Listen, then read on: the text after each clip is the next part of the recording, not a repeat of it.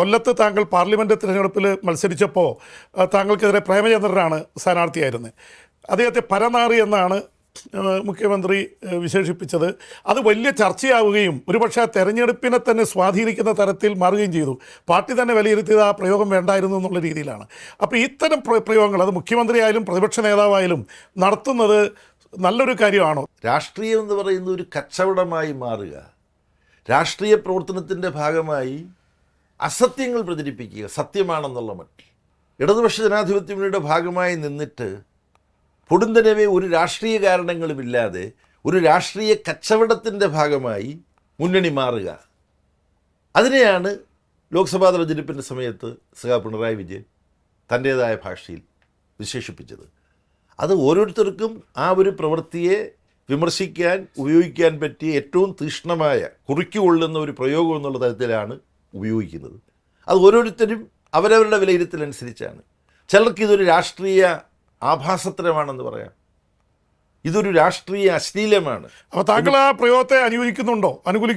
ഓരോരുത്തരും തങ്ങൾ പറയാൻ ഉദ്ദേശിക്കുന്ന കാര്യം കുറിക്കുകൊള്ളുന്ന വിധത്തിൽ പറയാൻ വേണ്ടി ഓരോ പദപ്രയോഗങ്ങൾ നടത്തുന്നതാണ്. അതിലേത് ശരി ഏത് തെറ്റെന്നല്ല, സമൂഹത്തിന് അംഗീകരിക്കാൻ കഴിയാത്ത ഒരു പ്രയോഗമല്ല ഇതൊന്നും, ഒരു അശ്ലീല ഭാഷണമല്ല.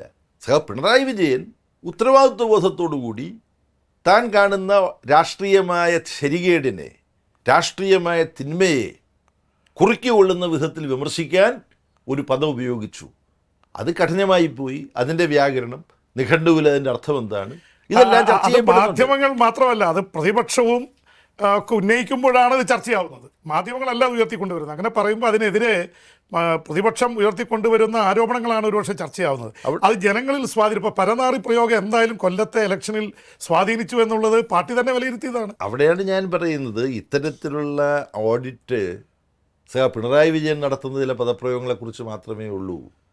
നേരത്തെ ഞാൻ പറഞ്ഞു, ശ്രീ കെ സുധാകരനും ശ്രീ വി ഡി സതീശനും തമ്മിൽ താൻ സംബോധന ചെയ്തതും ഞങ്ങളിങ്ങനെയാണ് പരസ്പരം സംബോധന ചെയ്യുന്നതെന്ന് പ്രതിപക്ഷ നേതാവ് തന്നെ ന്യായീകരിക്കുകയും ചെയ്തതിനെക്കുറിച്ച് യാതൊരു ഓഡിറ്റുമില്ല, യാതൊരു സംസാരവുമില്ല, യാതൊരു സായാഹ്ന ചർച്ചയുമില്ല.